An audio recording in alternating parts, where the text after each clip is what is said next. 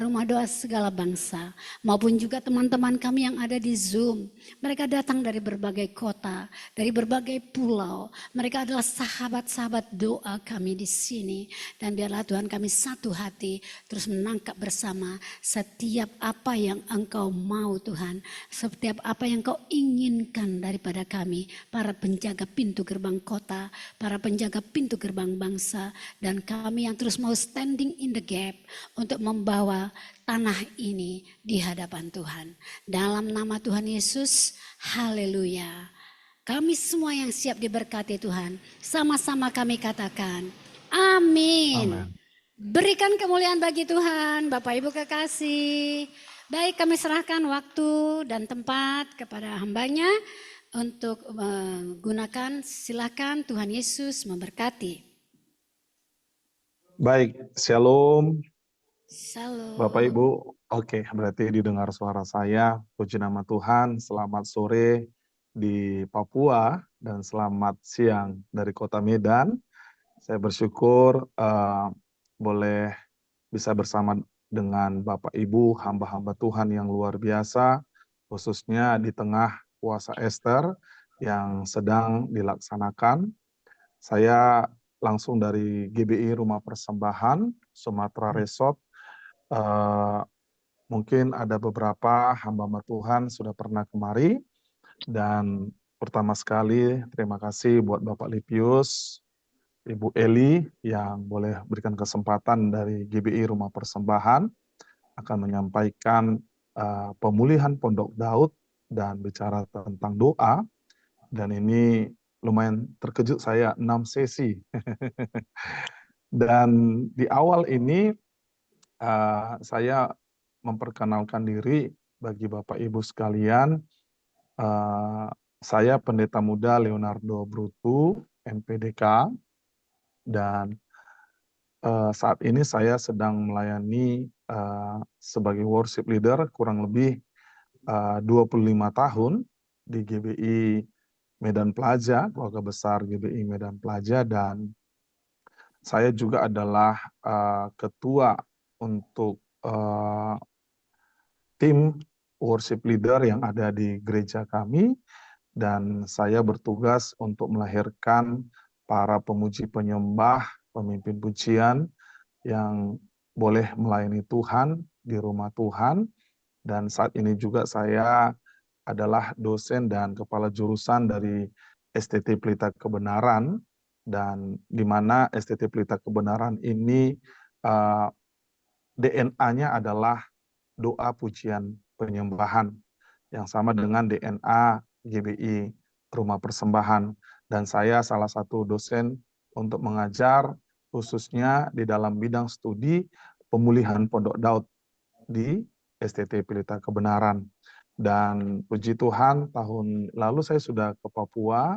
Saya juga diberikan kesempatan dengan Gembala Pembina, Bapak Pendeta Hermambang Yonan, Bapak Gembala Sidang Bapak Pendeta Daniel Edi Praetno, boleh melayani tahun yang lalu ya untuk peresmian Rumah Doa Segala Bangsa.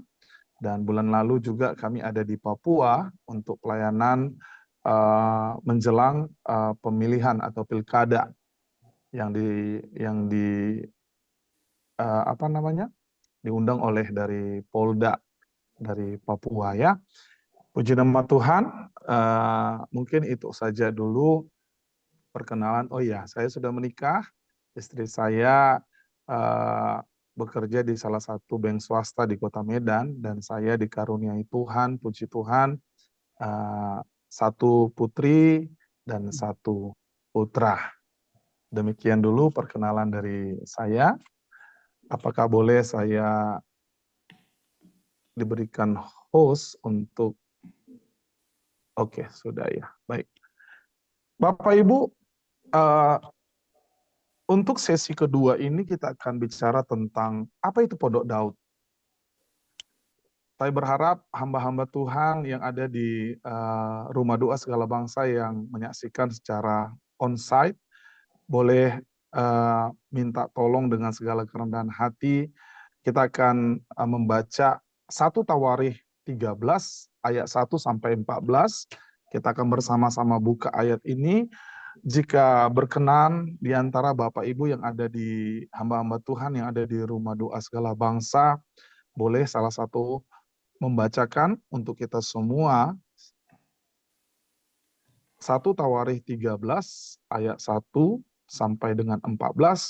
Kita akan melihat bagaimana sejarah pembuatan Pondok Daud. Ya. 1 Tawarikh 13 ayat 1 sampai 14. Judul perikopnya, tabut dipindahkan dari Kiryat Yearim. Daud berunding dengan pemimpin-pemimpin pasukan 1000 dan pasukan 100 dan dengan semua pemuka. Berkatalah Daud kepada seluruh jemaah Israel, jika kamu anggap baik dan jika diperkenankan Tuhan Allah kita, baiklah kita menyuruh orang kepada saudara-saudara kita yang masih tinggal di daerah-daerah orang Israel, dan di samping itu kepada para imam dan orang-orang Lewi yang ada di kota-kota yang dikelilingi tanah penggembalaan mereka, seraya mereka berkumpul kepada kita. Dan baiklah kita memindahkan tabut Allah kita ke tempat kita. Sebab pada zaman Saul kita tidak mengindahkannya. Maka seluruh jemaat itu berkata bahwa mereka akan berbuat demikian. Sebab usul itu dianggap baik oleh segenap bangsa itu. Lalu Daud mengumpulkan semua orang Israel dari sungai Sikor di Mesir sampai ke jalan yang menuju Hamar untuk menjemput tabut Allah dari Kiryat Yearim. Lalu Daud dan segenap orang Israel berangkat ke Baala, ke Kiryat Yearim yang termasuk wilayah Yehuda, untuk mengangkut dari sana tabut Allah yang disebut dengan nama Tuhan yang bertahta di atas kerubim. Mereka menaikkan tabut Allah itu ke dalam kereta yang baru dari rumah Abinadab, sedangkan Uzia dan Ahyo mengantarkan kereta itu. Daud dan seluruh orang Israel menari-nari di hadapan Allah dengan sekuat tenaga, diiringi nyanyian, kecapi, gambus, rebana, ceracap, dan nafiri. Ketika mereka sampai ke tempat pengirikan Kidon, maka Uzia mengulurkan tangannya memegang tabut itu, karena lembu-lembu itu tergelincir. Maka bangkitlah murka Tuhan terhadap Uzia, lalu ia membunuh dia karena Uza telah mengulurkan tangannya kepada tabut itu. Ia mati di sana di hadapan Allah. Daud menjadi marah karena Tuhan telah menyambar Uza demikian hebatnya. Maka tempat itu disebut orang Peres Uza sampai sekarang. Pada waktu itu Daud menjadi takut kepada Allah, lalu katanya, bagaimanakah aku dapat membawa tabut Allah itu ke tempatku?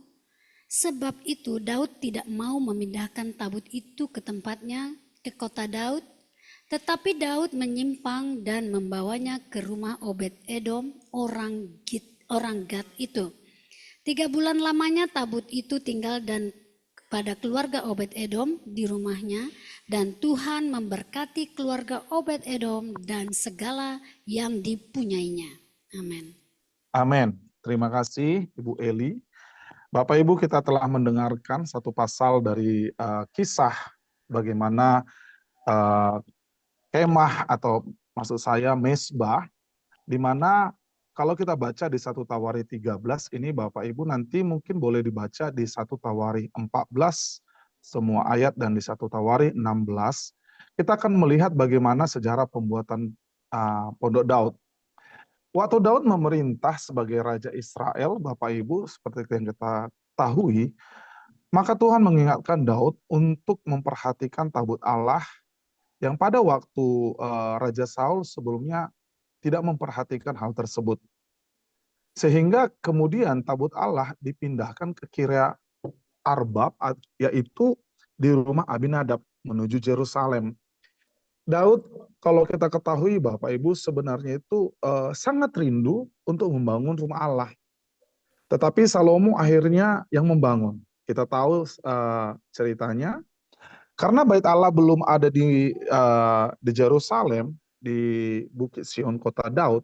Daud mempersiapkan kemah, satu kemah atau pondok bangunan sementara untuk tempat Allah tersebut, di mana tabut itu diletakkan di tengah-tengah kemah tersebut. Nah, ini Bapak Ibu, saya jelaskan secara singkat. Dan di tengah-tengah kemah, di mana lambang kehadiran Tuhan, itu Daud menempatkan imam-imam, imam Lewi sebagai pelayan untuk memuji menyembah Allah, itu siang dan malam, sesuai dengan ketetapan Allah.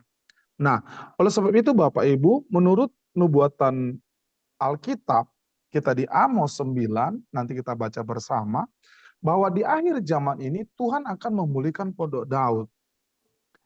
Kita ketahui Bapak Ibu, pondok Daud itu adalah di mana satu pondok yang tidak permanen, ya, di zamannya Daud. Tetapi Tuhan hadir di pondok itu. Nah, coba kita perhatikan Bapak Ibu, saya akan tarik garisnya Bapak Ibu sampai nanti di sesi ketiga saya akan ada bersama tim yang ada di Kota Medan, kita akan bersama-sama memuji menyembah Tuhan. Kita lihat bahwa Daud itu mempersiapkan para imam Lewi di dalam pondok.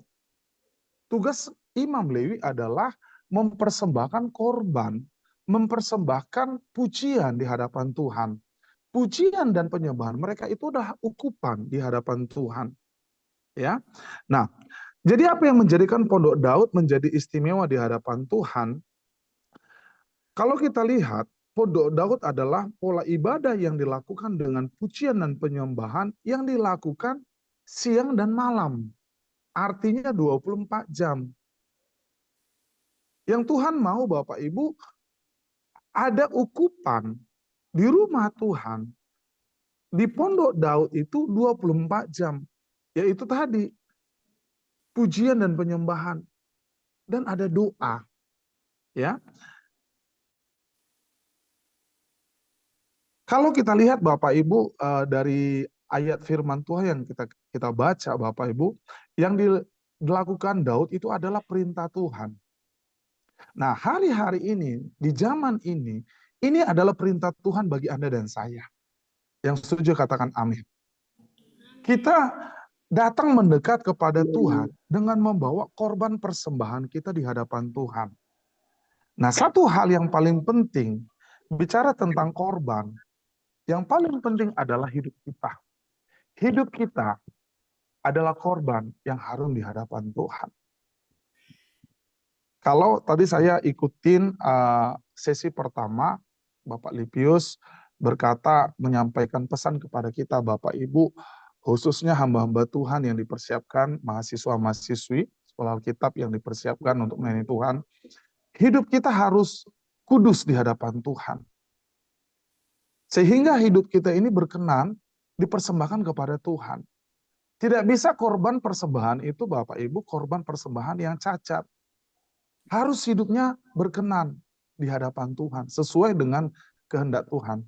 Nah, kalau kita lihat Bapak Ibu merujuk kepada tabernakel Musa dan bait Allah, yaitu bait Salomo, Bapak Ibu, kalau kita lihat di tabernakel Musa, itu ada sekat-sekat. Saya sebutkan 3. Di dalam tabernakel Musa, itu ada halaman, ada ruang kudus, ada ruang maha kudus. Ini yang menjadi perbedaan pondok Daud dengan tabernakel Musa. Mungkin Bapak Ibu bertanya, kenapa di kitab Amos itu nubuatannya bahwa di zaman akhir, yang Tuhan mau itu pondok Daud, bukan tabernakel Musa. Bahkan bukan bait Salomo yang begitu megah. Kalau kita lihat di tabernakel Musa, Bapak Ibu, umat ada di halaman, di pelataran. Tidak bisa ketemu langsung dengan Tuhan. Yang di ruang kudus itu adalah imam. Ruang maha kudus adalah imam besar agung. Nah, kalau kita lihat Bapak Ibu, imam besar agung hanya event-event tertentu. Salah satu event yang ada di bangsa Israel itu, di zaman bangsa Israel itu, imam besar agung ketemu dengan Allah itu hanya sekali setahun, yaitu di perayaan apa? Perayaan pendamaian. Disitulah imam besar agung membawa korban, yaitu binatang yang akan dikorbankan kepada Tuhan dan tidak boleh bercacat celah. Kenapa Bapak Ibu? Kalau dia bercacat celah, imam itu akan mati. Jadi kalau kita tahu Bapak Ibu, imam besar akan masuk ke ruang Maha Kudus, itu akan ada tali yang akan diikatkan kepada imam tersebut. Jadi ketika imam besar mempersembahkan korban dan korban itu tidak layak di hadapan Allah, imam itu akan mati. Sehingga waktu dia mati, guna tali yang diikatkan kepada dia itu akan diseret. Jadi tidak boleh sembarangan orang masuk ke ruang Maha Kudus. Artinya tidak semua orang bisa ketemu Tuhan. Itu waktu di tabernakel Musa. Dan waktu di ruang Maha Kudus, imam besar masuk ke ruang Maha Kudus, itu akan membawa semua doa-doa yang disampaikan oleh umat. Ketika persembahan diterima Tuhan, doa akan dinaikkan kepada Tuhan. Dan ketika doa dinaikkan kepada Tuhan, Tuhan akan menjawab setiap doa umat. Nah, yang menjadi perbedaan di Pondok Daud, di dalam Pondok Daud tidak ada sekat. Tidak ada penghalang Bapak Ibu. Semua umat boleh ketemu Tuhan. Ini ya menjadi perbedaannya, saya nggak akan bicara secara detail. Ini artinya bahwa ada tirai dan pemisah antara Allah dan umat Allah yang dikoyakkan oleh darah Yesus. Yaitu yang disebutkan waktu Paskah. Jadi ketika Yesus naik ke atas kayu salib, semua sekat, semua tirai pemisah antara Allah dengan umatnya itu dikoyakkan. Sehingga umat bisa bertemu langsung dengan Tuhan. Di dalam Pondok Daud itu ada puji-pujian yang kita lihat nanti Bapak Ibu di beberapa pertemuan yang akan saya sebutkan, yang saya akan ulik kepada Bapak Ibu sekalian, saya akan bahas. Tetapi sebelumnya coba kita lihat apa yang ada di Amos. Apa yang ada di nubuatan Amos. Kita lihat dulu Amos 9 ayat 11 sampai 15. Ini saya yang akan bacakan kepada kita semuanya Bapak Ibu. Amos 9 ayat 11 sampai 15. Ayat 11 firman Tuhan berkata, pada hari itu aku akan mendirikan kembali pondok Daud yang telah roboh. Aku akan menutup pecahan dindingnya dan akan mendirikan kembali reruntuhannya. Aku akan membangunnya kembali seperti di zaman dahulu kala. Yang ayat 12, supaya mereka menguasai sisa-sisa bangsa Edom dan segala bangsa yang kusebut milikku. Demikianlah firman Tuhan yang melakukan hal ini. Ayat 13, sesungguhnya waktu akan datang, demikianlah firman Tuhan, bahwa pembajak akan tepat menyusul penuai dan pengirik buah anggur penabur benih. Gunung-gunung akan meniriskan anggur baru dan segala bukit akan kebanjiran. Ayat 14, aku akan memulihkan kembali umatku Israel, mereka akan membangun kota-kota yang licin, tandas, dan mendiaminya. Ketahuilah Bapak Ibu, kita adalah Israel rohani. Ya, mereka akan menanami kebun-kebun anggur dan minum anggurnya. Mereka akan membuat kebun buah-buahan dan makan buahnya. Ayat 15, maka aku akan menanam mereka di tanah mereka, dan mereka tidak akan dicabut lagi dari tanah yang telah kuberikan kepada mereka, firman Tuhan Allahmu. Nah, kalau kita lihat dari Amos 9 ayat 11 sampai 15 Bapak Ibu, kita lihat dulu ada berkat pemulihan Pondok Daud yang bisa kita rasakan. Nah, saya mau informasi kepada kita Bapak Ibu, gereja Keluarga Besar GBI Medan Plaja ini diawali dari 119 jemaat. dan saat ini sudah kurang lebih jemaatnya kurang lebih 20.000, dan saya sampai di bulan ini belum update untuk jumlah daripada data jemaat yang ada, tetapi Tuhan menambahkan jumlah bilangan yang Tuhan percayakan kepada gerejanya, dan kita sudah memiliki ratusan cabang gereja.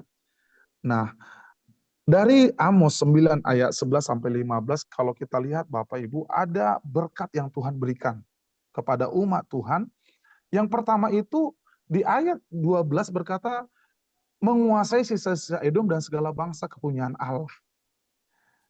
Saya mau bersaksi kepada Bapak Ibu, pelayanan pertama saya ini diawali bukan sebagai pemuji penyembah, tetapi penerima tamu. Dan saya ini melayani di kelompok-kelompok sel kecil, di mana kami itu hanya ada 6-7 orang dari kelompok-kelompok sel. Itu permulaan dari pelayanan saya. Kalau kami di sini disebut FA, Family Altar atau kelompok sel. Bapak Ibu, kalau kita lihat ya dari kesaksian hidup saya itu nggak pernah berpikir bahwa saya itu dipakai Tuhan ke bangsa-bangsa.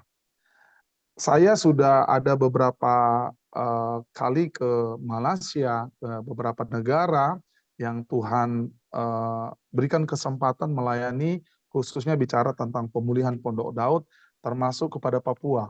Ya, kemarin di bulan yang lalu saya menyampaikan tentang pemulihan Pondok Daud, bagaimana pemuji penyembah. Saya menyampaikan ada diberikan kesempatan oleh Pak Pendeta Bambang Yonan di satu sesi menyampaikan tentang bagaimana pemuji penyembah, bagaimana pemulihan Pondok Daud. Dan kalau saya lihat beberapa puluh tahun yang lalu, saya nggak pernah berpikir untuk Tuhan memakai saya sampai di Papua.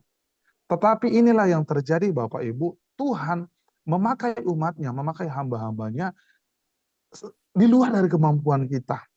Nah, di sini ada banyak Bapak Ibu, hamba-hamba Tuhan, mungkin para pendeta Sintua, kalau kami sebutkan di Kota Medan, yang ada secara onsite di Rumah Doa Segala Bangsa, dan Bapak Ibu yang ada di Zoom, mungkin Bapak Ibu tidak pernah berpikir, nanti tahun depan, nggak tahu Tuhan bawa Bapak Ibu kemana, yang melayani Tuhan, di mana menyampaikan firman. Nah, inilah berkat yang saya terima. Ya, saya ini dipercayakan Tuhan melayani Tuhan di bangsa-bangsa. Itu berkat yang pertama. Yang kedua, ada pertumbuhan rohani yang cepat. Itu janji Tuhan. Karena apa? Ketika kita bertemu dengan Tuhan di dalam pujian penyembahan yang tadi di dalam Pondok Daud, ada kebangkitan, ada pertumbuhan rohani yang kami saksikan sendiri. Ada bukan hanya puluhan, bahkan ratusan, bahkan ribuan Bapak Ibu, kesaksian jemaat Tuhan ketika mereka memuji menyembah Tuhan, ya. Ketika mereka memuji menyembah Tuhan, mereka bertemu dengan Tuhan. Ada banyak jemaat Tuhan ketika mereka memuji menyembah Tuhan, mereka bertobat. Waktu mereka ada satu lagu ya, satu lagu dibawakan. Mereka itu nggak tahu kenapa hadirat Tuhan mencengkeram mereka, mereka merasakan Tuhan di dalam pujian itu. Yang ketiga Bapak Ibu, ada pengurapan berlimpah-limpah. Itu janji Tuhan, itu berkat Tuhan di kitab Amos ini. Yang keempat, ada pemulihan umat Allah. Seperti yang tadi saya saksikan Bapak Ibu, banyak sekali kami terima kesaksian waktu mereka menyembah Tuhan, waktu mereka memuji Tuhan, mereka rasa damai. Nggak ada damai yang tidak mereka dapat di mana saja. Mereka bukan kekurangan duit, mereka bukan kekurangan uang Bapak Ibu. Bahkan banyak, maaf banyak orang yang memiliki harta, tetapi damai yang mereka rasakan, bahkan sukacita yang mereka rasakan di dalam hadirat Tuhan waktu mereka memuji menyembah Tuhan, mereka nggak bisa dapatkan dengan uang mereka, dengan harta mereka. Tetapi waktu mereka memuji menyembah Tuhan, mereka rasakan sukacita yang luar biasa. Ada surga yang mereka rasakan di dunia. Yang kelima, mendiami kota-kota sunyi. Saya katakan tadi Bapak Ibu, gereja ini dipakai Tuhan di dalam pemulihan Pondok Daud. Saat ini kami memiliki ratusan cabang, bahkan bukan hanya di kota, di pelosok-pelosok desa. di pelosok-pelosok provinsi yang ada, kami ini membangun gereja. Dan saat ini sangat-sangat banyak membangun gereja. Jadi Bapak Ibu, penuaian jiwa-jiwa diberikan Tuhan ketika ada pemulihan Pondok Daud. Yang keenam, ada berkat secara materi. Nah, yang Bapak Ibu saksikan, termasuk saya sendiri, Bapak Ibu, semenjak saya melayani Tuhan, saya melihat kuasa Tuhan yang begitu ajaib. Saya mau berkata begini kesimpulannya, apa yang saya perlukan, Tuhan berikan. Istilahnya begini Bapak Ibu, orang yang punya banyak duit, belum tentu apa yang dia mau tersedia.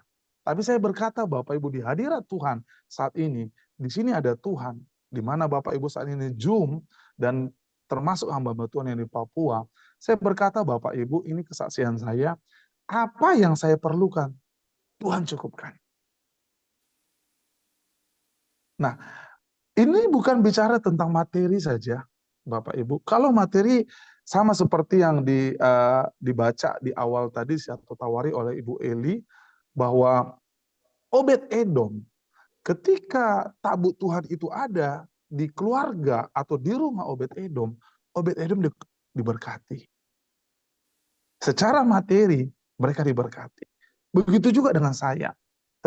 Secara rohani, mereka diberkati. Ada pertumbuhan rohani, ada berkat-berkat Tuhan yang saya berpikir begini Bapak Ibu, wow, ini saya nggak tahu, kenapa tiba-tiba ada mujizat, ada banyak mujizat yang Tuhan berikan kepada saya secara pribadi dan kepada keluarga saya. Yang ketujuh Bapak Ibu, berkat Tuhan itu ada perlindungan Tuhan. Daud, kalau kita lihat kesaksian Daud Bapak Ibu, selama berperang, dia nggak pernah kalah. Dia nggak pernah kalah di dalam peperangan. Kalau kita bandingkan nubuatan yang ada di kitab Amos dengan kesaksian dan cara hidup jemaat di mula-mula, Bapak Ibu, di Kisah Rasul 2 yang 41 sampai 47, maka nubuatan tersebut telah digenapi. Ya, membangun jemaat Tuhan yang memuji dan menyembah Tuhan sering diartikan dengan membangun gedung gereja secara fisik. Hal ini, Bapak Ibu, tidaklah salah. Namun, apabila umat Tuhan fokus kepada Allah, maka semua akan ditambahkan, akan dipulihkan. Yang pertama, mungkin Bapak Ibu yang sudah ada datang ke Medan, datang ada di GBI Rumah Persembahan, kesaksian daripada gembala pembina kami, dan kami juga menyaksikannya Bapak Ibu, tidak pernah terpikirkan membangun sebesar ini. Saat ini sedang membangun, juga menyelesaikan yang ada di hall utama, kita nggak pernah berpikir sampai sebesar ini. Tetapi itulah perbuatan Tuhan. Dan itu bukan kami manusia secara daging, secara kekuatan kami, itu nggak bisa. Tapi itu semua karena Tuhan. Nah, oleh sebab itu Bapak Ibu, yang Tuhan maksud dalam pemulihan Pondok Daud, yang pertama itu Bapak Ibu kita lihat ya di Amos 9 ayat 12, memanggil orang-orang pilihannya agar bertobat. Sehingga terjadi pemulihan umat, yaitu penuaian jiwa-jiwa. Yang kedua, agar terjadi pertumbuhan iman yang cepat. Kalau ketika Bapak Ibu melakukan pemulihan Pondok Daud ini di dalam pelayanan setiap kita, akan kita lihat pertumbuhan rohani jiwa atau pertumbuhan rohani jemaat itu akan cepat. Yang ketiga, ada pencurahan Roh Kudus secara besar-besaran. Yang keempat, ada pemulihan dalam bidang jasmani, rohani, dan materi. Itu tadi ada berkat secara materi. Yang kelima yang saya catat di sini, untuk melatih umatnya membiasakan diri dengan keadaan surga. Sama yang saya katakan di awal bahwa umat Tuhan, jemaat Tuhan itu bersaksi, ketika mereka memuji menyembah Tuhan, mereka merasakan surga di dunia. Ini yang kita perlukan Bapak Ibu. Apa yang kita rasakan? Yaitu damai. Sukacita yang nggak bisa diberikan dunia kepada setiap kita. Begitu ya. Nah, saya di dalam pemulihan Pondok Daud tidak secara detail, secara panjang untuk membahas ini. Mungkin nanti akan ada hamba-hamba Tuhan yang akan bertanya, kita akan boleh secara interaktif bertanya. Tetapi saya akan masuk bagaimana tugas seorang pemuji, penyembah di Pondok Daud. Nah, Bapak Ibu, kalau kita lihat tadi di kitab 1 Tawarikh, Daud membuat kemah, membuat pondok Daud, dan di tengah dari pondok ini dia meletakkan tabut Allah, dan di tengah-tengah tabut Allah itu ada imam, yaitu Imam Lewi. Nah, saya akan share bahan saya, PowerPoint saya kepada Bapak Ibu.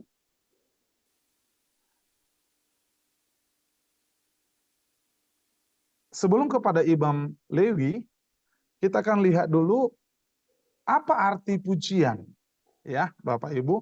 Banyak orang salah definisi sebenarnya, apalagi terutama worship leader, ya. Mungkin di sini ada worship leader yang melayani Tuhan.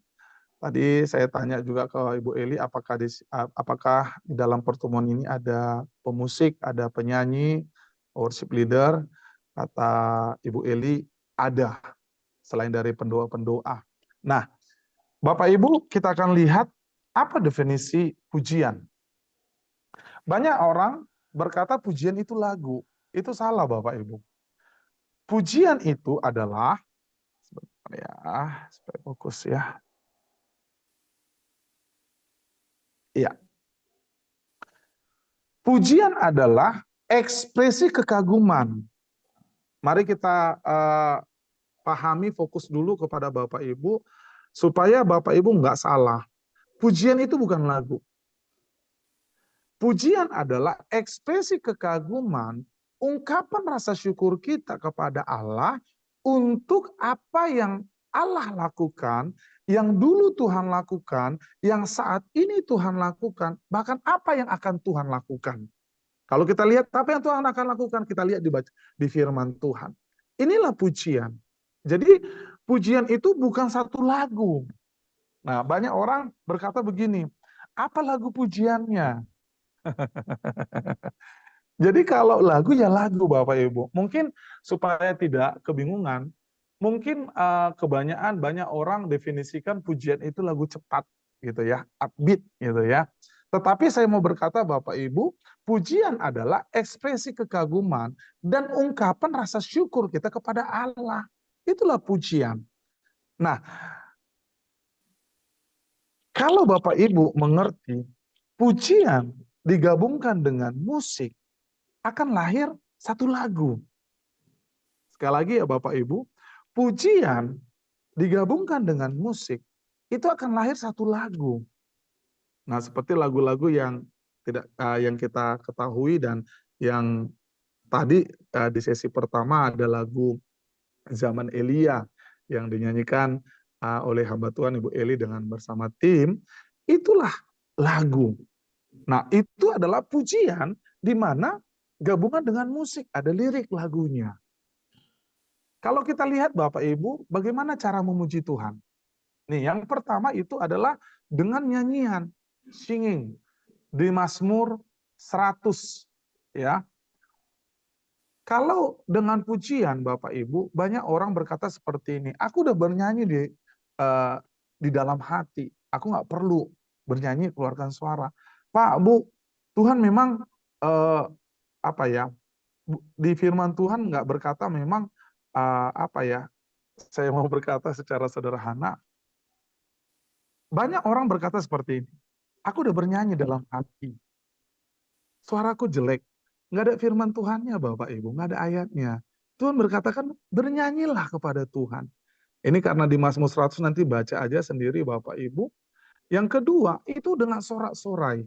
Bolehkah di antara Bapak Ibu mungkin yang di Zoom bisa buka Mazmur 47 ayat 1 sampai 2. Yang kedua itu bersorak. Yang pertama bernyanyi, yang kedua bersorak.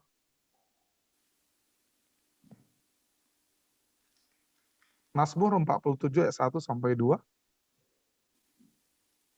Ya, kita baca. Iya. Mazmur 47 ayat 1 dan 2. Hai segala bangsa, bertepuk tanganlah, elu-elukan Allah dengan sorak-sorai. Sebab Tuhan yang maha tinggi adalah dahsyat, Raja yang besar atas seluruh bumi. Amin. Bapak Ibu, ini perintah Tuhan. Ketika Bapak Ibu bertepuk tangan, ketika Bapak Ibu bersorak, haleluya, itu firman Tuhan kepada setiap kita. Jadi ketika kita memuji menyembah Tuhan, kita bernyanyi. Mungkin Bapak Ibu berkata, suaraku nggak baik, nggak bagus. Firman Tuhan nggak ada ngomong seperti itu, Bapak Ibu. Ya, tapi kata Tuhan, bernyanyilah kepada Tuhan. Mungkin supaya lebih lebih paham melihat dari Mazmur 100, bolehlah kita baca ya, ada Mazmur 100 ayat 1 sampai 5, kayaknya Ibu Eli lagi ini. Mazmur 100 ayat 1 sampai 5, coba dibacakan, Bu. Mazmur 100, judul perikopnya, pujilah Allah dengan bait, dalam baitnya. Nggak bisa muncul itu ya. Sorry. Pujilah Allah dalam baitnya, Mazmur untuk korban syukur. Bersorak-soraklah bagi Tuhan, hai seluruh bumi, beribadahlah kepada Tuhan dengan sukacita. Datanglah ke hadapannya dengan sorak-sorai. Ketahuilah bahwa Tuhan Allah, dialah yang menjadikan kita dan punya dialah kita, umatnya dan kawanan domba gembalaannya. Masuklah melalui pintu gerbangnya dengan nyanyian syukur, ke dalam pelatarannya dengan puji-pujian. Bersyukurlah kepadanya dan pujilah namanya. Sebab Tuhan itu baik, kasih setianya untuk selama-lamanya, dan kesetiaannya tetap turun-temurun. Amin. Amin, amin, amin. Bapak Ibu, masuklah ke gerbang kudus Tuhan dengan pujian, ucapan syukur, berkata, sebab Tuhan baik, bahwasanya untuk selama-lamanya kasih setianya. Yang ketiga, bicara tentang bagaimana kita cara memuji Tuhan dengan berkata-kata. Mazmur 66 ayat 8, Bapak Ibu nanti baca saja di rumah. Hanya begini Bapak Ibu, kalau kita berkata bahwa kita ini adalah orang yang suka memuji Tuhan, yang seharusnya kata-kata yang keluar dari mulut bibir kita itu kata-kata yang baik. Karena apa? Hal-hal yang kita pakai melalui mulut, perkataan kita ini kan memuji Tuhan. Ada baiknya, Bapak Ibu, ketika kita berkata-kata dengan orang lain, tutur kata kita itu sesuai bahwa kita itu kelihatan bahwa kita itu adalah anak Tuhan yang suka memuji Tuhan. Firman Tuhan juga nanti Bapak Ibu bisa baca. Tuhan juga bukan hanya berkata pujilah Tuhan, tetapi saling memuji satu dengan yang lainnya. Kemarin saya ada menyampaikan firman khotbah di salah satu cabang kami di Kota Medan, Sumatera Utara. Saya berkata begini, jangan salah Bapak Ibu, Tuhan itu juga nggak egois. Firman Tuhan memerintahkan kepada kita, kita saling memuji satu dengan yang lainnya. Contohnya, Bapak ganteng, Bapak tampan. Karena apa? Bapak segambar dengan rupa Allah. Nggak ada yang jelek Tuhan ciptakan. Semuanya baik. Yang setuju katakan amin. Yang setuju katakan amin. Mungkin Bapak Ibu yang ada di rumah doa segala bangsa, boleh kanan kirinya ngomong Bapak Ibu. Kamu hari ini ganteng. Kamu adalah ciptaan Tuhan. Kamu tampan. Kamu cantik begitu ya. Nah Bapak Ibu yang di Zoom juga mungkin boleh kasih kata-kata yang baik. Ini yang Tuhan mau Bapak Ibu. Kita berkata satu dengan yang lain itu kata-kata yang baik. Tutur kata kita yang keluar itu tutur kata yang baik. Tadi saya mengikuti memang ketika waktu saya dapat link Zoom ini, saya langsung ikutin sesi pertama dan hamba Tuhan Bapak Lipius berkata, saya heran dengan orang Indonesia, dengan orang luar ya, cara penyambutan. Jadi Bapak Ibu begini, firman Tuhan berkata, kalau kita menyambut nabi, kita akan mendapat berkat nabi. Kalau kita menyambut rasul, kita akan mendapat berkat rasul. Nah, ini yang harus kita ketahui Bapak Ibu. Supaya kalau kita memang adalah orang yang suka memuji menyembah Tuhan, apa yang keluar dari dalam diri kita ini, ya, apa yang keluar dalam diri kita ini adalah hal-hal yang baik. Bukankah Roh Kudus ada di dalam diri kita? Yang sehingga Bapak Ibu, kalau Roh Kudus ada di dalam diri kita, yang keluar itu adalah buah roh. Apa buah roh? Kasih, sukacita. Jadi Bapak Ibu, kalaupun Anda punya masalah, karena ada Roh Kudus yang kita selalu suka memuji menyembah Tuhan, kita selalu enjoy saja. Karena apa? Masalah biarkanlah masalah. Karena apa? Kita tahu Tuhan ada bersama setiap kita. Kita menghadapi masalah beda dengan orang dunia. Masalah silakan, welcome masalah. Yang penting ada Tuhan yang menjadi pembela dalam kehidupan setiap kita. Kalau dulu Tuhan menolong kita melalui masalah, kenapa Anda ragu saat ini Anda yang sedang menghadapi masalah? Tuhan yang sama akan tetap membawa kita di dalam kemenangan. Yang setuju katakan amin. Selanjutnya Bapak Ibu, dengan tangan kita. Yang pertama tadi dengan mulut, yang kedua dengan tangan, mengangkat tangan, gitu ya. Adakah boleh bantu saya membuka Mazmur 63 ayat 4 sampai 5?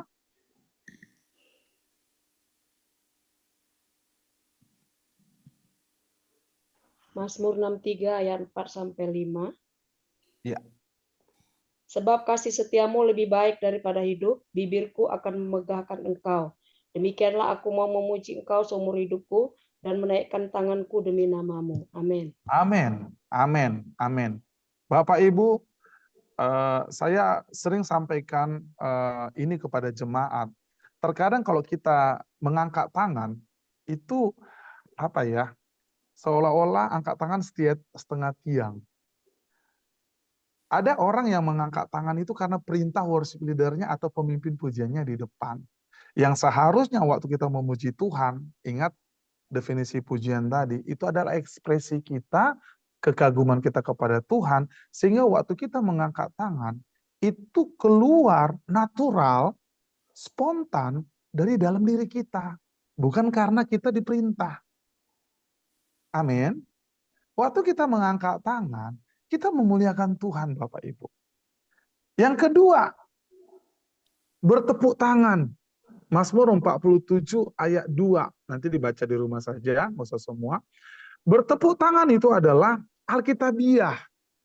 Ada orang bertepuk tangan itu sama juga seperti yang tadi diperintah oleh pemimpin pujian. Ayo tepuk tangan Bapak Ibu untuk Tuhan. Yang seharusnya kalau kita sadar bahwa ini adalah perintah Tuhan, adalah bahwa kita itu waktu kita bertepuk tangan itu memuliakan Tuhan. Mohon maaf kalau saya ini agak berbeda sedikit kalau kita bilang berikan kemuliaan kepada Tuhan. Sebenarnya kemuliaan itu bukan hanya sebatas tepuk tangan. Setuju ya Bapak Ibu ya? Kemuliaan itu bukan hanya sekedar, tapi itu ekspresi kita dengan tepuk tangan. Kita memberikan segala pujian, kemuliaan hanya untuk Tuhan. Yang ketiga itu memainkan alat musik. Ya, cara kita memuji Tuhan itu yang kedua dengan tangan, yang ketiga ini di dalam melalui tangan tadi yaitu memainkan musik. Jadi musik Tuhan ciptakan untuk memuliakan Tuhan. Bapak Ibu ingat firman Tuhan ketika Saul dirasuki roh jahat, Daud mengambil kecapi, dia memainkan musik. Nanti Bapak Ibu baca di 1 Raja-Raja. Waktu Daud memainkan musik, roh jahat yang ada di dalam Saul itu pergi. Jadi jangan, maaf ya, mungkin agak keras saya sedikit bicara tentang ini. Jangan anggap sepele dengan musik Bapak Ibu. Musik apapun itu. Mungkin Bapak Ibu di tempat pelayanan kita masih melayani main musik dengan gitar. Pak, Bu, Daud pakai kecapi. Hampir sama seperti gitar itu. Hanya dipetik Bapak Ibu. Hanya dipetik. Tapi ada kuasa Tuhan. Jangan berpikir begini, saya melayani di tempat terpencil, instrumen musik yang ada pada kami ini hanya gitar. Gitarnya pun mungkin satu talinya putus gitu ya. Itu yang bisa kita pakai. Tapi itu pun bisa Tuhan pakai. Kalau Daud waktu dia memainkan kecapi, roh jahat yang ada di Saul itu keluar, Tuhan juga bisa memakai setiap kita. Ketika Anda memain musik, ketika Anda bernyanyi, ada kuasa di situ. Yang ketiga, dengan tubuh kita. Waktu kita memuji Tuhan, Bapak Ibu, ketika kita berdiri, itu rasa hormat kita kepada Tuhan. Ya. Waktu kita, Bapak Ibu, bersorak-sorai dengan tubuh kita, waktu kita berdiri, itu kita memuji Tuhan. Ada di Mazmur 135 ayat 2. Ya. Nanti dibaca juga ada Mazmur 149 ayat 3. Dan ada juga Bapak Ibu ketika kita memuji menyembah Tuhan, itu berlutut, ya, sujud. Tadi sering sekali saya dengar kami bersujud menyembah-Mu Tuhan. Waktu Ibu Eli menyembah Tuhan. Nah, saya bicara kesaksian sebentar Bapak Ibu. Saya sebelum pandemi dan sesudah pandemi, sebelum saya berangkat ke Papua bulan yang lalu itu saya diundang salah satu gereja kalau disebut di Kota Medan itu gereja kesukuan, ya. Gereja suku yang notabene mereka itu bukan karismatik. Tapi puji Tuhan Bapak Ibu, puji Tuhan hari-hari ini banyak gereja yang bukan karismatik membuka dirinya tentang pemulihan Pondok Daud. Bahkan mereka itu di dalam gereja nggak tepuk tangan Bapak Ibu. Mereka nggak tepuk tangan. Mereka tidak ada bahasa roh. Tetapi mereka membuka diri. Apa sih sebenarnya pemulihan Pondok Daud itu? Bagaimana sebenarnya pemuji penyembah yang ada di rumah Tuhan? Sehingga Bapak Ibu kemarin saya mengajar, saya berkata ada satu gereja yang notabene itu adalah gereja yang bahasanya bahasa tradisional dan mereka itu yang tidak tepuk tangan, tetapi waktu menyembah Tuhan, mereka itu sujud Bapak Ibu. Bersujud dan mereka itu waktu ibadah, tidak ada kursi Bapak Ibu. Mereka semua sujud di bawah, memakai tikar, di lantai, mereka sujud menyembah Tuhan. Di situ saya terkagum sama Tuhan, bahwa maaf ya, saya ini udah jarang sujud waktu di gereja ya. Tapi kalau di rumah waktu saat teduh, saya lakukan itu Bapak Ibu. Saya sujud. Seperti tadi saya berdoa sama Tuhan, Tuhan pakailah saya. Saya sujud angkat tangan kepada Tuhan, tanda saya menyerahkan diri kepada Tuhan untuk mengajar pemulihan Pondok Daud hari ini. Nah, bagaimana dengan setiap kita Bapak Ibu? Ketika kita berdiri, ketika kita sujud sama Tuhan, itu kita lakukan rasa hormat kita kepada Tuhan. Menari. Nah, mungkin di sini nggak tahu apakah ada penari tamborin. Pak, Bu, pemuji penyembah itu bernubuat. Penari juga itu bernubuat. Waktu Daud memuji menyembah Tuhan, dia menari-nari, bahkan istrinya berkata apa Bapak Ibu? Dia seperti orang gila. Itu istri Daud Bapak Ibu. Tapi apa yang menjadi jawaban Daud? Kalau bisa saya memuji, menyembah Tuhan, menari, lebih dari ini, saya akan lakukan. Di situ kita lihat Bapak Ibu, Daud itu raja yang besar. Tetapi ketika dia memuji Tuhan, semua pangkat, semua statusnya, yaitu sebagai raja, dia nggak jaib. Dia menari-nari sama Tuhan. Di depan bangsanya Bapak Ibu. Di depan bangsanya. Itulah Daud. Saking cintanya sama Tuhan. Bagaimana dengan setiap kita? Waktu kita beribadah kepada Tuhan, apakah kita melakukan segala sesuatunya itu untuk Tuhan? Atau sebaliknya, kita ini beribadah karena diperintah oleh pemimpin pujian di depan. Saya berharap, saya berdoa, waktu ketika kita memuji menyembah Tuhan, biarlah ekspresi itu keluar dari dalam diri kita yang berkata bahwa apa yang kita lakukan, apa yang kita sembah, apa yang kita puji, yaitu Tuhan, itu adalah kuat kuasa Tuhan yang telah kita alami. Mujizat yang Tuhan telah kita alami. Bahkan yang paling penting, kuasa darah Yesus yang telah menyelamatkan setiap kita. Amin. Selanjutnya Bapak Ibu, kalau kita lihat asal kata dari pujian, ya, Asal kata dari pujian. Nih, ada banyak ayat, tapi nggak usah kita buka Bapak Ibu. Asal kata pujian, yang pertama itu diambil dari kata syabak. Syabak itu berseru dengan sorak kemenangan. Nah, Bapak Ibu mungkin terutama bapak-bapak yang ada di pertemuan ini yang suka nonton bola, ya. Saya ilustrasikan seperti itu. Ada berapa banyak kalau kita menonton bola, terutama kalau kita menonton bola, timnya itu adalah tim favorit kita, ya. Contohnya MU gitu ya.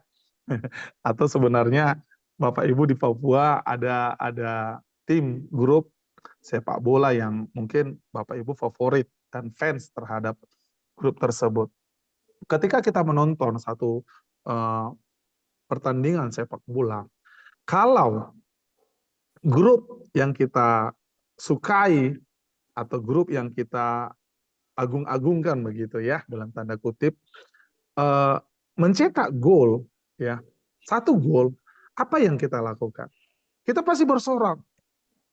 Nah, pertanyaan saya, waktu bapak-bapak terutama yang para pria, waktu terutama grup luar negeri ya, MU mencetak gol, waktu Anda bersorak-sorak, apa sih yang kita dapat?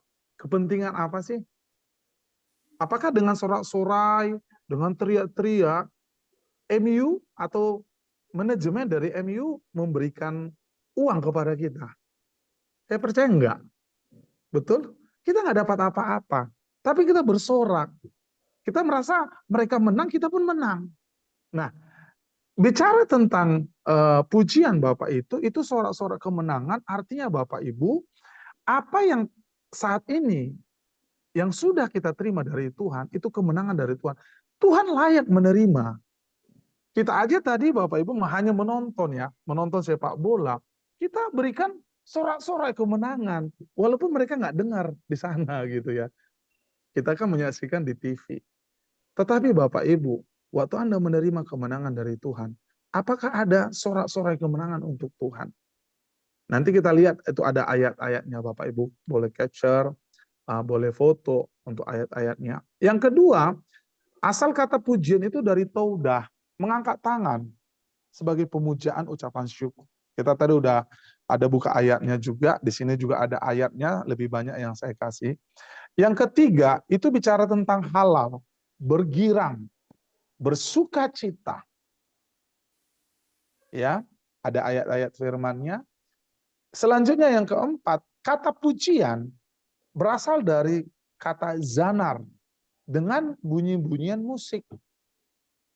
Jadi kalau Bapak Ibu main tamborin, mungkin di gereja Anda ada rebana, tamborin ya rebana, itu juga alat musik yang dipakai Tuhan. Dan jangan salah Bapak Ibu, waktu juga memainkan tamborin, memainkan rebana, mungkin Bapak Ibu pemimpin-pemimpin gereja yang memiliki anggota pengerja yang melayani sebagai tamborin, itu bukan sekedar hanya merame-ramekan suasana ya, bukan hanya pelengkap penderita. Terutama kemarin saya di Papua di bulan yang lalu ya, di acara KKR dan acara seminar itu saya lihat puluhan penari tamborin yang luar biasa, yang mereka menari, mereka memainkan tamborin waktu memuji menyembah Tuhan. Bapak Ibu, di situ saya bersuka cita sekali karena apa? Tamborin, rebana bisa juga Tuhan pakai untuk memuji Tuhan. Dan ini juga punya kuasa. Selanjutnya ada tehilah, penuh semangat menyanjung. Ya, ada ayatnya. Selanjutnya asal katanya dari iadah, pengakuan, menyembah dengan mengangkat tangan. Selanjutnya asal katanya dari barak, yaitu tadi berlutut dan menghormati. Ya, ada Mazmur 39 ayat 1, Hakim-Hakim 5 ayat 2, Mazmur 145 ayat 2. Di sini banyak ayatnya Bapak Ibu. Bapak Ibu nanti bisa buka di rumah masing-masing, bisa merenungkan firman Tuhan ini. Inilah asal kata dari pujian. Baik, Bapak Ibu, mungkin sebelum saya lanjutkan, saya tadi sudah ada janji kepada Ibu Eli untuk mungkin kita akan ada interaktif, ada tanya jawab untuk Bapak Ibu bicara tentang pujian dulu. Nanti kita akan bahas tentang penyembahan. Mungkin saya serahkan dulu kepada Ibu Eli. Ya, baik. Terima kasih Bapak Pendeta Leonardo. Ya, Bapak Ibu kita sudah mendengarkan ya bagaimana tadi alasan ataupun dasar-dasar daripada latar belakang firman Tuhan yang membahas tentang pujian. Ya, bagaimana kita boleh menyembah Tuhan ya, memuji Tuhan ya dengan suara kita, dengan tangan, dengan tubuh kita ya, dan ada berbagai istilah yang barusan kita dengar. Nah, Bapak Ibu mungkin di antara kita di sini baik juga ada yang ada di Zoom ya, sebagian mungkin masih menjadi pertanyaan ya tentang masalah tepuk tangan, masalah kok menyembah Tuhan kok kayak apa ya kurang kudus gitu ya, karena dia bergerak badannya atau dia lompat-lompat kayak lagi di mana gitu ya, kayak lagi ngapain gitu ya. Nah, saya cerita sedikit boleh ya Pak? Silakan Bu, silakan. Saya background saya ini Muslim. Jadi bagi kami kalau beribadah itu, waduh, kusuk sekali. Nggak boleh suara, nggak boleh ribut, dan udah jelas bagaimana itunya, cara-caranya. Di luar daripada itu bukan ibadah, gitu. Nah, ketika saya menjadi orang percaya, kemudian beralihlah menyembah Tuhannya di gereja. Ya, menyembah Tuhan di gereja. Waktu itu saya di gereja asal saya waktu dibaptis ini, nggak boleh sebut nama ya, boleh nggak? Nggak usah ya. Jadi di waktu gereja yang pertama ini, di mana saya dibaptis, saya cocok dengan gereja ini, karena masuk ke dalam gereja diem, hening, tidak ada suara. Begitu masuk gereja, duduk, tenang. Terus nanti pemimpin pujian memimpin lagu. Kemudian tertib, semuanya tertib. Khotbah juga tertib. Ya semuanya serba teratur, rapi seperti itu Bapak. Nah, sekali waktu saya jalan-jalan lah ke gereja yang lain. Nah, di sana saya lihat itu di depan itu ada band. Ini gereja atau apa ini? Karaoke. Terus musiknya saya aduh bising saya dengarnya. Bising. Terus saya lihatlah seperti yang Bapak bilang tadi di semua bagian ini ya. Ada yang bersuara, ada yang tepuk tangan. Saya bilang ini orang ngapain? Aduh mengganggu sekali cara mereka ini. Saya tidak bisa fokus kepada Tuhan dan hati saya tidak damai. Cukup lama saya dalam keadaan itu memandang gereja lain yang seperti itu. Sampai Roh Kudus ini baik sekali ketika saya belum masuk, saya belum mengikuti seminar-seminar. Tapi saya baca firman Tuhan ini. Wow, ada ya. Ternyata Daud ini sampai menari kayak orang gila ya. Dia apa kalau menari sampai orang gila ya? Kita menari biasa aja udah risih gitu ya. Apalagi. Nah, terus macam-macam lain ayat firman Tuhan di sini. Roh Kudus ini baik sekali untuk saya. Jadi saya itu dibukakan.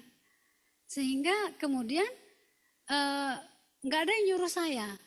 Tapi ketika saya memuji Tuhan, itu keluar sendiri. Saya kemudian mengerti, oh ini dia yang dialami gereja itu saat itu. Sampai saya cuma bilang, aduh malu juga saya ya. Waktu itu saya menghakimi mereka. Ternyata karena saya belum masuk ke situ. Karena saya belum kayak tembok itu belum nerobos gitu ya. Tapi ternyata ayat firman Tuhan ini yang menerangkan saya. Tapi besok-besoknya saya ikuti seminar-seminar. Lebih mengerti lagi. Jadi kalau tadi Pak Leonardo ya menyinggung soal tadi pengalaman-pengalaman itu pengalaman saya dulu. Pengalaman saya dulu. Jadi tapi saya ini apa ya, saya suka seni suara, saya suka menari. Nah, ketika saya tahu dan ketika ada pengalaman-pengalaman nanti kayak tiba-tiba kok kayak pengen lebih lagi nyembah Tuhan, nggak sadar saya udah nari ya. Ketika saya ingin lagi nyembah Tuhan, nggak sadar saya udah kayak ya ekspresif ya. Tadi tubuhnya semuanya ikut-ikut begitu. Ya itu pengalaman pribadi sih. Tapi ya mungkin yang sebenarnya yang dimaksud bukan saya ya, tapi Bapak Ibu semua yang ada di sini. Kalau misalnya ada mau bertanya, saya tadi bukan bertanya, saya bersaksi saja. Ya, mungkin ada pertanyaan. Ya, Bapak Wakius, silakan. Tolong bantu mic-nya ke sana. Ya, ya, silakan. Jika berkenan, kalau bisa kameranya ada kepada Bapak yang bertanya, Bu, supaya bisa kenal, bisa lihat. Baik, terima kasih waktu Ibu Eli dan Pak Leonardo Brutu Medan ya. Mohon maaf Bu, saya kurang dengar suaranya, terlalu kecil sekali. Mohon maaf. Mungkin saya kurang. Oh, ya. Bisa.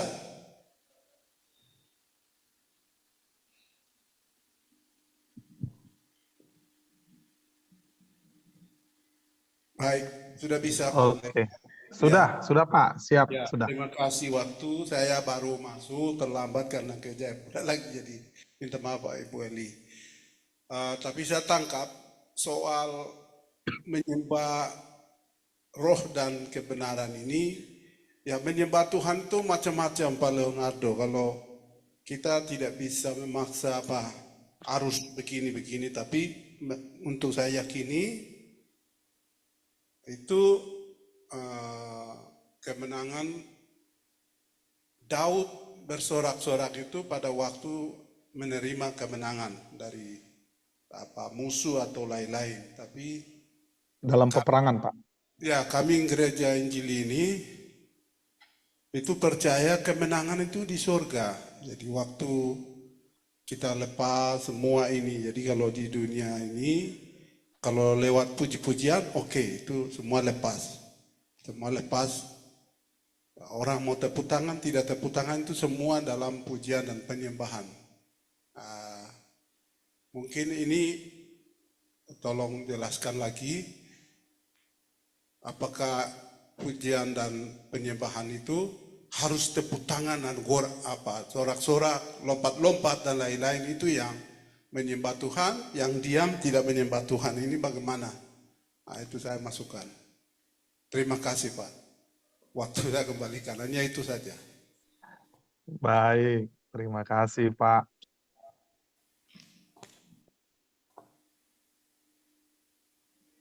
Boleh saya jawab langsung Bu atau gimana Bu? Ya, langsung saja. Masih ada satu sebentar Pak. Oh, ya, Kalian silakan. ya. Ada satu lagi di sana. Batasi 3 dulu ya. Nanti setelah Pak Yeri tahu kepada ya Hasan. Ya, terima kasih untuk kesempatan. Saya tertarik sekali dengan penjelasan dari Pak Pendeta. Saya ini suka nyanyi waktu masih muda. Sekarang Pak. Saya suka menyanyi. Saya nyanyi dengan gitar sejak muda, sekitar umur 17 atau 18 tahun saya sudah punya gitar. Ya. Sampai berkeluarga saya suka nyanyi dan kadang orang dengar saya nyanyi itu ada lebih dari satu orang nyanyi. Jadi saya tidak mengerti ya, apa itu pujian dan penyembahan, tapi hati saya selalu nyanyi. Jadi apa yang dijelaskan tadi sebenarnya firman Tuhan itu dia hidup, dan kalau gereja para pemimpinnya mengerti tentang apa itu pujian dan apa itu penyembahan, sebenarnya harus diberikan penjelasan. Ya, saya orang GKI, ya, seperti apa yang disampaikan Ibu Eli tadi, kita datang duduk diam, ya para pemimpin yang pimpin ibadah kita nyanyi, dengar firman Tuhan, paling lama itu 1,5 jam, selesai itu pulang. Ya sudah serta itu kita pulang di rumah ya hilang sudah semua itu. Tapi kalau ada pujian, ada penyembahan yang disertai dengan musik, itu itu menggema di dalam hati. Bisa sepanjang hari. Dan kalau Roh Kudus hidupkan itu bisa berhari-hari. Dan terima kasih untuk penjelasannya tadi. Dan mungkin harus dijelaskan terus supaya ada banyak orang yang tahu dan mereka bisa hidupnya itu menjadi sebuah pujian dan penyembahan buat Tuhan. Terima kasih.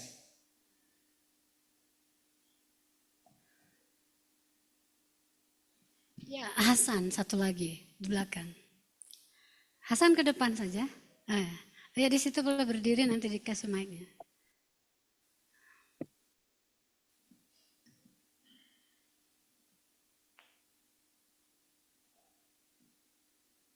Ya, baik. Terima kasih atas kesempatan. Puji Tuhan, saya bersyukur bisa dapat materi ini. Ya, yang saya bertanya tentang pujian melalui suara hati. Melalui suara hati ini saya ingin mendalami. Maksudnya saya ingin lebih tahu lebih dalam. Jadi Bapak tolong jelaskan lebih dalam lagi. Terima kasih. Baik, terima kasih. 3 pertanyaan ya, Pak Leonardo. Boleh langsung menjawab. Silakan, Pak. Oke, baik, puji nama Tuhan. Saya jadi tertawa sendiri masalah suara hati. Pak Hasan ini kayaknya belum menikah ya, Bu ya? Anak muda ini. Oh, anak muda. Tapi Makanya dia dia, penyembah. iya, karena dia akan melihat suara hatinya benar atau tidak, memilih dia atau dia, begitu ya. Baik,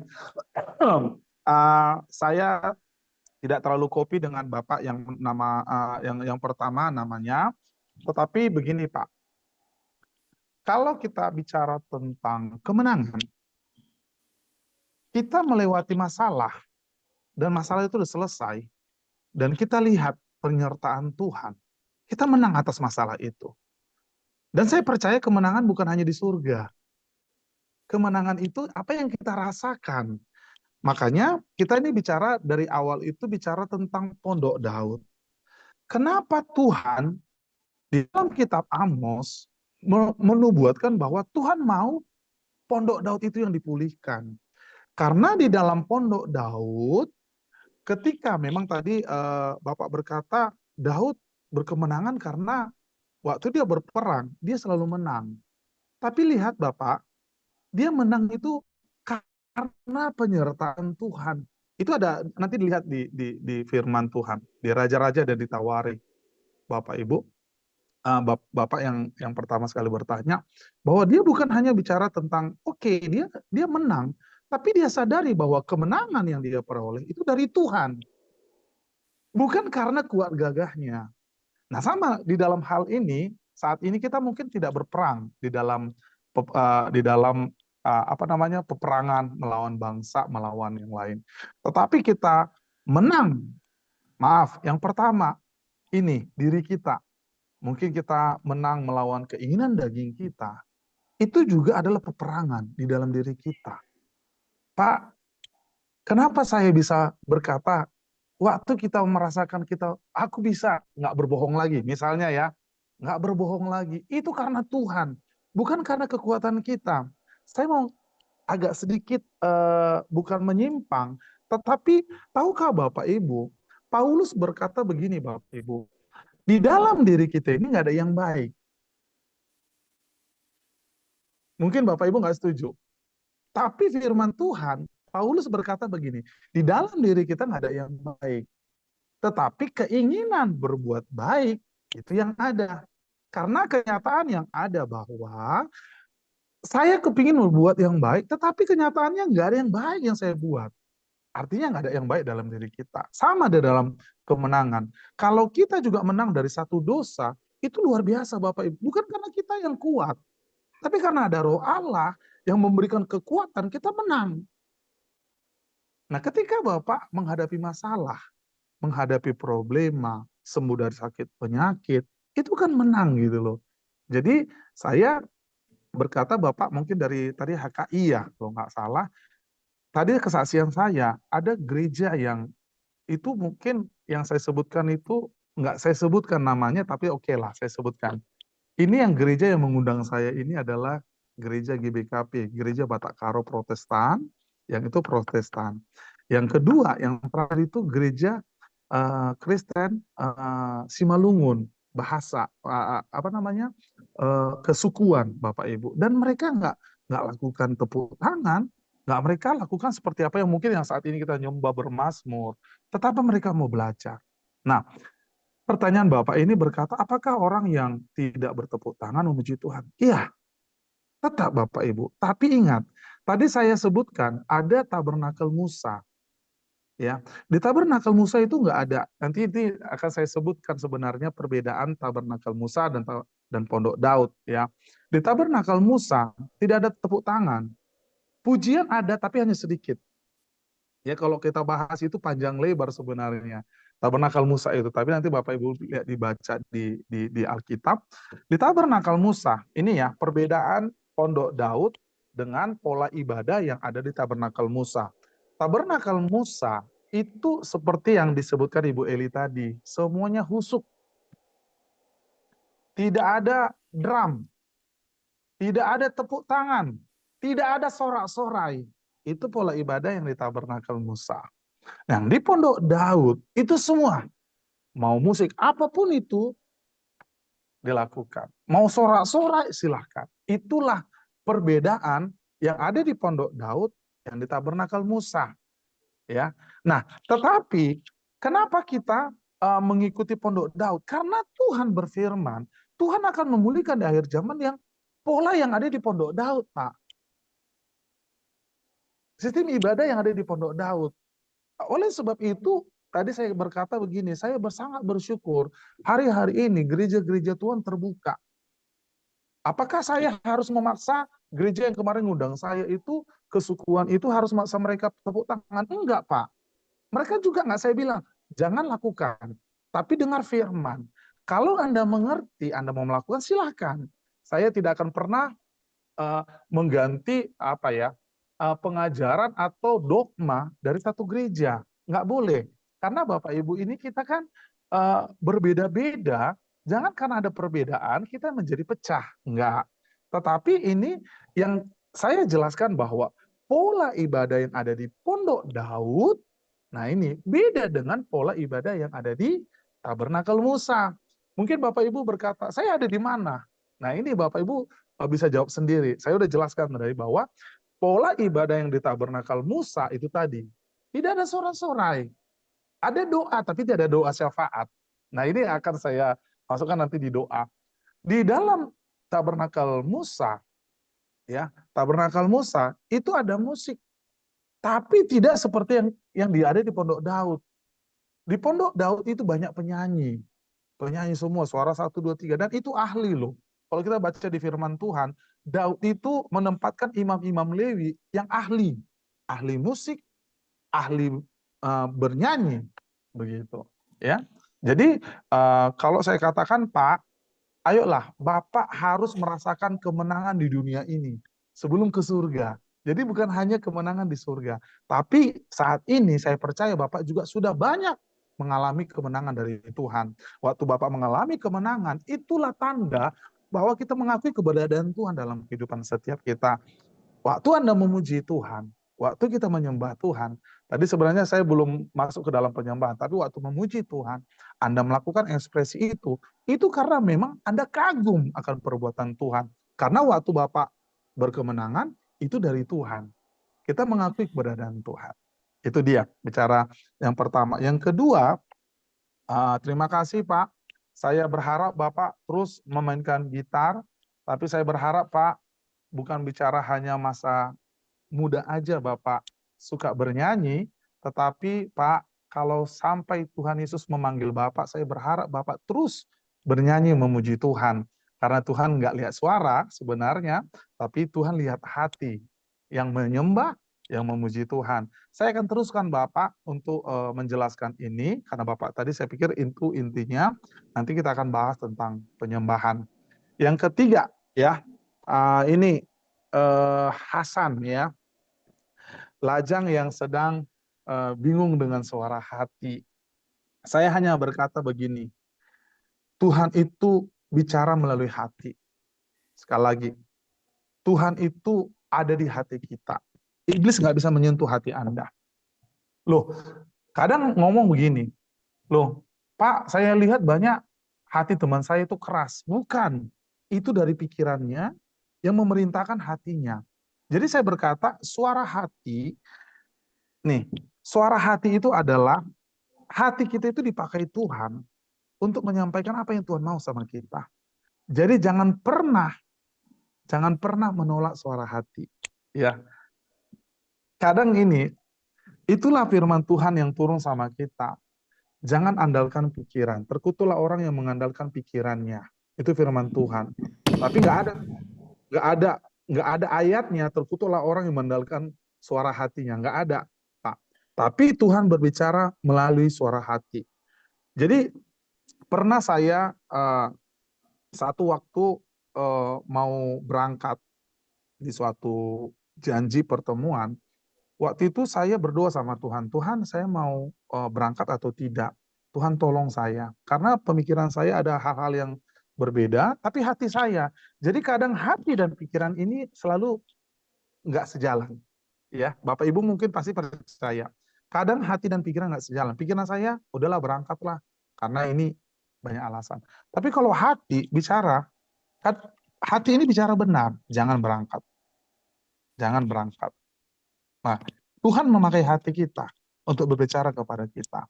Sekarang pertanyaannya, apakah kita mengikuti pikiran kita atau hati kita yang Tuhan pakai?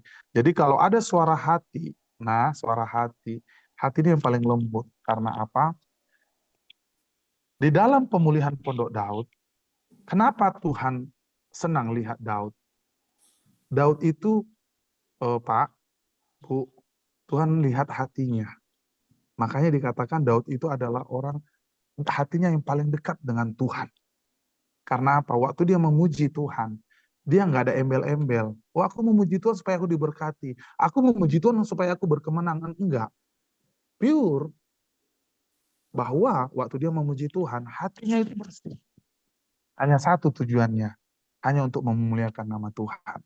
Jadi saya berdoa, hati daripada Hasan dipakai Tuhan untuk memuji menyembah Tuhan, terutama di dalam hati Hasan, di hati kita semuanya, Tuhan bisa berbicara. Oleh sebab itu, nanti kita akan bahas penyembahan. Penyembahan itu Tuhan lihat hati. Bukan lihat, maaf ya saya singgung sedikit. Bukan lihat, oh kalau udah nangis dia, itu menyembah Tuhan. Ini kita nanti akan bahas. Ya, baik, demikian dari saya. Baik, terima kasih. Sebelum saya ke Ibu Eli, saya mau informasikan bahwa nanti di sesi berikutnya kita akan ada juga mungkin ada tim musik, mungkin ada yang mau bertanya ya Bu Eli ya kepada pemusik. Waktu saya main piano begini, saya gitu ya. Nanti ada pemain musiknya akan berbicara kepada kita langsung. Puji Tuhan, terima kasih. Ya, waktu kita ya. Oke, sudah habis. Tapi sebelum ditutup, mungkin akan Bapak bicarakan atau Bapak singgung di sesi yang lain. Tapi ini saya mencoba untuk sekedar sedikit mengingatkan saja, atau saya rindu juga menyampaikan akan hal ini, yaitu di 1 Tawarik 25, Bapak Ibu nanti yang tadi yang bicara tentang apa yang dilakukan di Pondok Daud, bagaimana Daud mengelola ibadah-ibadah dalam Pondok Daud ini. Jadi 1 Tawarik 25 nanti Bapak Ibu bisa baca di rumah. Di sana dituliskan bagaimana Daud membagi hamba-hamba Tuhan yang ahli, tadi kata Bapak Leonardo ya, ahli dalam menyanyi, bermain musik, bermacam-macam jenis alat musik. Mereka orang-orang profesional, orang yang terbaik dari kaum Israel di kala itu. Dan jumlah mereka itu ada 244 orang, masing-masing direkrut sesuai dengan bidang-bidang mereka masing-masing. Lalu mereka dibagi dalam 24, nanti kalau Bapak Ibu baca dari ayat 1 sampai 30 ya, itu ada 24 kelompok, masing-masing kelompok itu dengan masing-masing mereka punya panggilan ya, penyanyi, pemusik, pemazmur, pelihat, pendoa ada di dalam situ, lengkap. Jadi itu yang oleh Daud digilir berjaga siang dan malam. Karena 24 kelompok, kalau siang dan malam berarti ini 24 jam setiap hari. Itu yang ternyata sangat menyentuh hati Tuhan sampai-sampai di Amos 9, dan itu Amos 9 itu perjanjian lama Bapak Ibu. Tetapi ada di Kisah Para Rasul itu perjanjian baru. Jangan kita pikir, wah ini Pondok Daud ini cerita zaman dulu. Enggak, ternyata di Kisah Para Rasul 15 ayat 15, 16, 17 Paulus menulis ya, dan dia mengutip dari Amos. Di ayat itu juga dikatakan, mungkin sebelum tutup boleh Pak saya bacakan ayat ini Pak Leonardo. Iya, silakan Bu. Kisah Para Rasul 15, jadi supaya klop apa yang kita bahas ini bukan sesuatu yang terjadi di zaman perjanjian lama, tetapi adalah sesuatu juga yang Tuhan perkatakan lagi ya. Tuhan berfirman lagi. Kisah Para Rasul 15, saya baca ya. Ayat 15. Tapi akan saya baca ya, ayat 15 ya. Demikian bunyinya, hal itu sesuai dengan ucapan para nabi, seperti yang tertulis, kemudian aku akan kembali dan membangunkan kembali pondok Daud yang telah roboh dan meruntuhkan membangunkan kembali pondok Daud yang telah roboh dan reruntuhannya akan kubangun kembali dan akan kuteguhkan. Ayat 17, supaya semua orang lain mencari Tuhan dan segala bangsa yang tidak mengenal Allah yang kusebut milikku, demikianlah firman Tuhan yang melakukan semuanya ini. Ya, jadi tadi kalau Pak Leonardo sudah bahas Amos 9 ayat 11 dan 12 sampai 15, maka Kisah Para Rasul 15 ini mengulang kembali kata-katanya persis karena memang mengutip Amos. Jadi tadi dikatakan Bapak Leonardo, kenapa harus Pondok Daud? Ya, seluruh dunia kok repot-repot amat menyanyi-nyanyi 24 jam? Karena ternyata Tuhan mau hari itu aku akan kembali dan mau pulihkan Pondok Daud. Mungkin itu sebagai penutupnya. Terima kasih, saya kembalikan kepada Pak Leonardo. Masih ada mau menyampaikan? Saya rasa tidak ada, Bu, karena kita kan mau lanjut lagi dengan sesi berikutnya. Kami mau ini dulu persiapkan, karena saya ada di kantor dan saya akan ada di aula utama kepada Bapak Ibu, karena kami mempersiapkan ini semuanya. Nanti ada pujian penyembahan mungkin 20-30 menit, mohon izin kepada Pak Eli dan kepada seluruh hamba-hamba Tuhan. Kami akan bersama-sama dengan Bapak Ibu memuji menyembah Tuhan. Sampai nanti hari Rabu. Hanya memang begini Bu Eli, hari Rabu nanti saya akan kolaborasi dengan pendoa. Bagaimana cara berdoa. Wah, dapat bonus ini, puji Tuhan. Ya. Tepuk tangan dulu. Puji Tuhan. Iya. Dan baik. saya hanya, iya.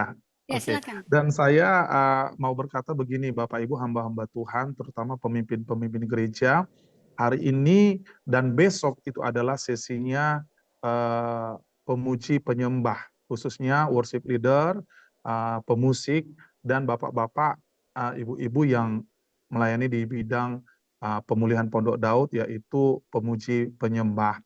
Tapi ada juga doa. Bagaimana caranya doa dengan musik? Jadi Bapak Ibu akan lihat nanti, doa dinaikkan, ada musiknya juga pengiringnya. Harus seperti itu, nanti kita lihat pertanyaan itu. Jadi 2 hari ini, terutama untuk sesinya malam, sore dan malam, itu akan saya gabung bersama dengan tim pemusik. Jadi kalau bisa, tolong dipakai waktu itu untuk Bapak Ibu bisa bertanya sebanyak-banyaknya kepada pemusik. Demikian Ibu Eli. Puji Tuhan, terima kasih Pak Leonardo. Saya lihat ada juga Bapak Pendeta Lipius, mungkin Bapak ada yang mau tambahkan lagi, Pak, mungkin supaya pemahaman kami lebih baik. silakan Pak Lipius. Saya tadi ada pertemuan, baru masuk tadi. Jadi nanti setelah sesi berikut baru saya akan masuk. Baik, Nah, begitu. Ya baik, kita akan tutup sesi ini Bapak Ibu. Saya minta dengan kasih kepada Bapak Nahum Wandik untuk kita dalam doa penutup untuk sesi ini. Silakan Pak Nahum, sekaligus mengucap syukur untuk firman dan materi yang kita dengar. Silakan Pak.